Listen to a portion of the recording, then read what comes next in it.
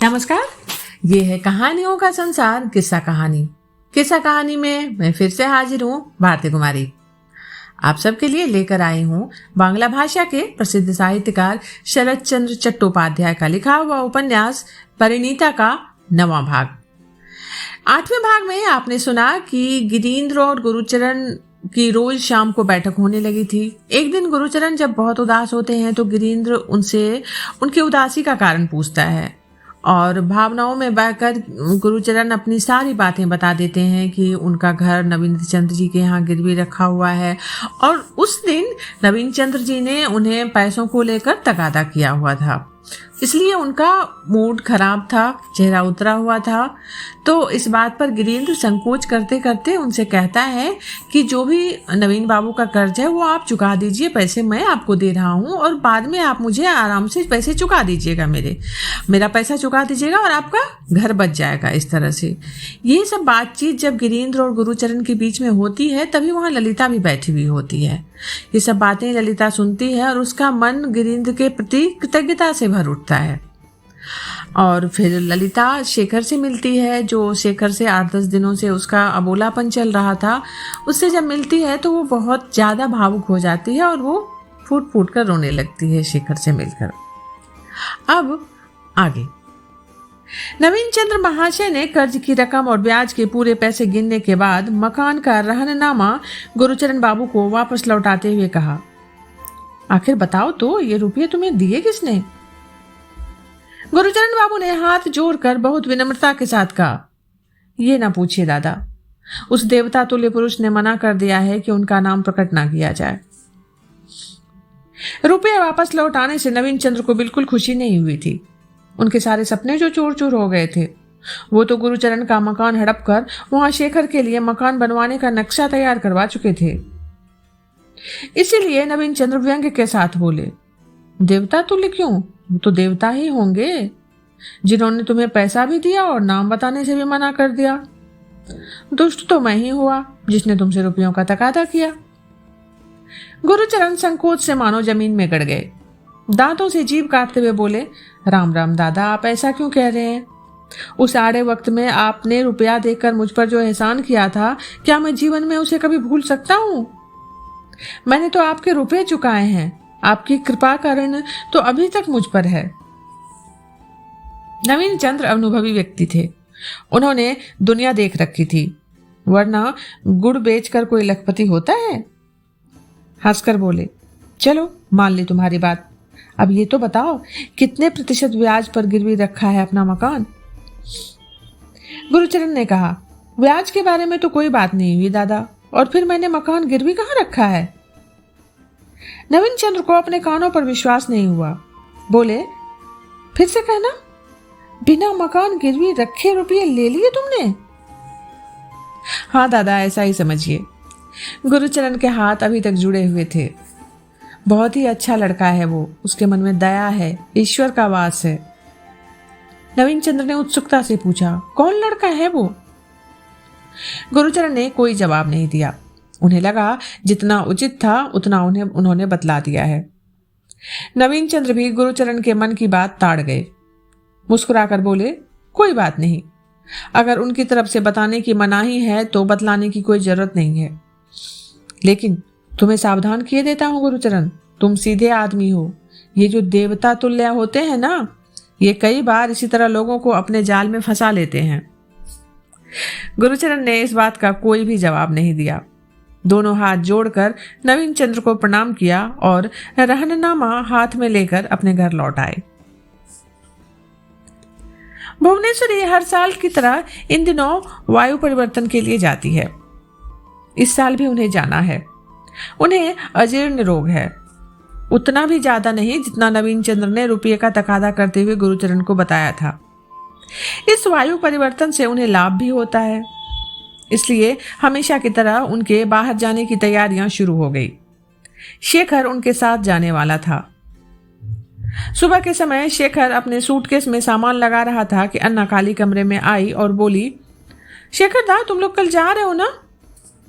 शेखर ने मुंह ऊपर किया और बोला, हाँ। तू ऐसा कर अन्ना काली, अपनी दीदी को भेज दे, वो क्या क्या साथ ले जाएगी अभी यहाँ पहुंचा दे। ललिता भी हर साल भुवनेश्वरी के साथ जाती थी। शेखर ने इसीलिए अन्ना काली से ये बात कही थी। अन्ना काली ने सिर हिलाते हुए कहा, पर जीजी तो नहीं जाएंगी। शेखर को आश्चर्य हुआ। उसने पूछा, क्यों? अन्ना काली ने पुरखिन की तरह कहा, वो कैसे जाएगी? उनके ब्याह की बात चल रही है। बाबू लड़का देख रहे हैं। लड़का मिल गया तो माघ फागुन तक उनका ब्याह हो जाएगा। ये सुनकर शेखर सुन्न हो गया। उसके हाथ वहीं के वहीं रह गए। सामान उसी तरह बिखरा पड़ा रहा। अन्ना काली इन दिनों घर में जो कुछ सुनती आ रही थी बहुत चाव के साथ उसे शेखर को सुनाने लगी। पता है शेखर दा, बाबूजी कल ऑफिस नहीं जाएंगे। ललिता दीदी के लिए वर देखने जाएंगे। गिरीन्द्र मामा उनके साथ जाएंगे। गिरीन्द्र मामा ने कहा है दीदी की शादी में जितना भी रुपया लगेगा वो देंगे, बस लड़का अच्छा होना चाहिए। शेखर चुपचाप सब कुछ सुनता रहा। अब उसकी समझ में आ गया कि इधर ललिता ने उसके कमरे में आना क्यों बंद कर दिया है। अन्ना काली बोलती जा रही थी। पता है शेखर दा, गिरीन्द्र मामा बहुत ही अच्छे आदमी हैं। मजली दीदी के विवाह के समय बाबूजी ने ताऊजी के पास मकान गिरवी रखकर रुपये लिए थे ना।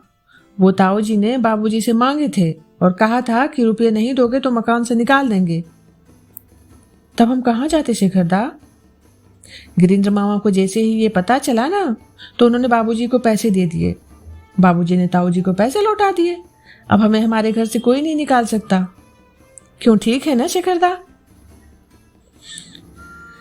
शेखर कुछ नहीं बोला, एक टक बाहर की तरफ देखता रहा। अब अन्ना काली का ध्यान भी बटा। बोली, लेकिन तुम क्या सोच रहे हो शेखर दा? शेखर चौंक कर बोला, कुछ नहीं। फिर जैसे उसे कुछ ध्यान आया, फुर्ती से बोला, तू एक काम कर अन्ना काली, भागती हुई जा और अपनी दीदी को जल्दी से बुला ला। कहना शेखर दा फौरन बुला रहे हैं। अन्ना काली भागती हुई चली गई। शेखर नीचे बैठ गया और बिना किसी प्रयोजन के खुले हुए सूटकेस की ओर देखने लगा। सूटकेस में क्या क्या रखा जा चुका है और क्या रखना है, सब कुछ उसके दिमाग से उतर गया था। ललिता थोड़ी देर बाद आई तो उसने देखा सूटकेस खुला पड़ा है और शेखर नीचे बैठा हुआ ना जाने क्या सोच रहा है। ललिता ने इससे पहले शेखर के चेहरे पर यह भाव नहीं देखा था। वो कुछ डर गई। जाकर धीरे से शेखर के पास खड़ी हो गई। शेखर ललिता को देखकर उठ खड़ा हुआ और धीमे स्वर में बोला, आओ ललिता। ललिता ने पूछा, मुझे बुलाया था? हाँ, ये कहकर शेखर चुप हो गया। फिर कुछ सोचता हुआ बोला, कल सुबह की गाड़ी से मैं माँ को वायु परिवर्तन के लिए ले जा रहा हूं। इस बार शायद लौटने में देर हो जाएगी। तुम तिजोरी की चाबी रख लो। इस बीच खर्च के लिए तुम्हें पैसों की जरूरत होगी। कैश बॉक्स में रखे हैं। हर वर्ष ललिता भी वायु परिवर्तन के लिए साथ जाती थी। पिछले वर्ष कितने उल्लास के साथ उसने शेखर का सूटकेस तैयार किया था और इस बार शेखर को अकेले ही ये काम करना पड़ रहा है। क्यों करना पड़ रहा है? इन सब बातों का ध्यान आते ही ललिता का मन खिन्न हो उठा। शेखर ने दूसरी ओर मुंह फेर लिया और गला खखार कर ललिता का ध्यान अपनी ओर आकर्षित करते हुए कहा, ठीक तरह रहना। कभी कोई आवश्यकता हो तो भैया से पता ले लेना और मुझे चिट्ठी लिख देना। इस बार ललिता साथ क्यों नहीं जा रही है, ये बात शेखर को मालूम हो गई है। इस विचार से ललिता को इतनी लाज आई कि उसका मन हुआ उठकर भाग जाए, लेकिन शेखर ने जैसे उसके मन की बात कह दी। अचानक बोला, अच्छा अब जाओ, मुझे सामान संभालना है। वैसे ही बहुत देर हो गई है, अभी ऑफिस भी जाना है थोड़ी देर के लिए। ललिता ने अपने मन को दृढ़ किया और सूटकेस के सामने बैठती हुई बोली, तुम जाके नहा लो, सामान मैं संभाल देती हूं। इससे अच्छी भला क्या बात हो सकती है? ये कहते हुए शेखर ने चाबियों का गुच्छा ललिता के सामने रख दिया और कमरे से बाहर निकल गया। दरवाजे पर वो ठिठक गया और जोर से बोला, मुझे किन किन चीजों की जरूरत पड़ती है तुम भूल तो नहीं गई हो ललिता? ललिता ने इस बात का कोई जवाब नहीं दिया, सिर झुकाए सूटकेस का सामान उलटने पलटने लगी। नीचे जाकर शेखर ने भुवनेश्वरी से पूछताछ की तो उसे पता चल गया कि अन्ना काली ने जो भी सूचना उसे दी थी वो बिल्कुल ठीक थी। गुरुचरण बाबू ने रुपये चुका दिए हैं और ललिता के लिए लड़का ढूंढना शुरू कर दिया है। शेखर को सब कुछ विचित्र लगा, लेकिन वो बोला कुछ नहीं, चुपचाप नहाने चला गया। नहा धोकर और खाना खाकर ऑफिस जाने के लिए तैयार होने पर जब वो अपने कमरे में आया तो दरवाजे पर ही रुक गया। ललिता खुले सूटकेस के मत्थे पर सिर रखे पाषाण प्रतिमा की तरह बैठी थी। इन 2 घंटों में उसने कुछ नहीं किया था। सारा सामान ज्यों का त्यों रखा था। शेखर की आहट सुनकर वो चौंक उठी और दूसरी ओर देखने लगी। शेखर ने ध्यान दिया, उसकी दोनों आंखें रोने के कारण जवा कुसुम के फूल की तरह लाल हो गई थी। शेखर ने देखकर भी अनदेखा कर दिया। ऑफिस के लिए तैयार होते हुए उसने ललिता से कहा, ललिता अभी ये रहने दो, अभी तुमसे होगा नहीं, दोपहर में आकर सूटकेस संभाल देना। वो ललिता के रोने का कारण समझ तो गया था, लेकिन इस बात पर अच्छी तरह सोच विचार किए बिना ललिता से बात करना उसे उचित नहीं लगा। शेखर तैयार होकर कमरे से बाहर निकल गया। उसी दिन शाम के समय चाय के 2 कप लेकर ललिता अपनी बैठक में गई तो सहसा ठिठक गई। सामने मामा के पास शेखर बैठा था। ललिता का सिर झुक गया। उसने 1 कप गुरुचरण को दिया और दूसरा गिरीन्द्र को। गिरीन्द्र ने चाय की प्याली उठाते हुए पूछा, शेखर बाबू को चाय नहीं दोगी ललिता? ललिता ने उसी तरह सिर झुकाए मंद स्वर में कहा, शेखर चाय नहीं पीते। गिरीन्द्र को याद आ गया, शेखर स्वयं चाय नहीं पीता, दूसरा कोई पिए यह भी उसे पसंद नहीं। चाय पीते हुए गुरुचरण बाबू ने शेखर को बताया कि आज वो ललिता के लिए लड़का देख कर आए हैं। लड़का बीए कर रहा है, घर भी ठीक ठाक है, घर वाले भी अच्छे हैं, लालची नहीं लगते। लेकिन गिरीन्द्र को लड़का पसंद नहीं है। कह रहा है लड़का देखने में सुंदर नहीं है, साधारण है। जबकि मेरा ये कहना है कि पुरुषों की सुंदरता नहीं देखी जाती, उसके गुण देखे जाते हैं।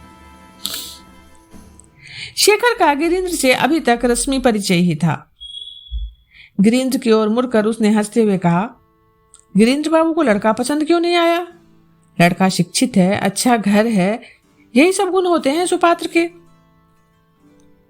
शेखर ने प्रश्न अवश्य किया था, लेकिन उत्तर जानने के लिए नहीं किया था। उसे मालूम था कि गिरीन्द्र को लड़का क्यों पसंद नहीं आया। वो ये भी जानता था कि गिरीन्द्र को आगे भी कोई लड़का पसंद नहीं आएगा, इसीलिए वो ये सवाल करते हुए हंसा था। गिरीन्द्र शेखर के सवाल का कोई जवाब न दे सका। उसका चेहरा कानों तक लाल हो गया। शेखर ने ये बात देख ली और हंसता हुआ उठ खड़ा हुआ। गुरुचरण की ओर मुड़कर बोला, चाचा जी, मैं तो आपसे विदा लेने आया था। मैं कल सुबह माँ को लेकर वायु परिवर्तन के लिए कलकत्ता से बाहर जा रहा हूँ। शादी की तारीख तय होने पर खबर करना भूलिएगा नहीं।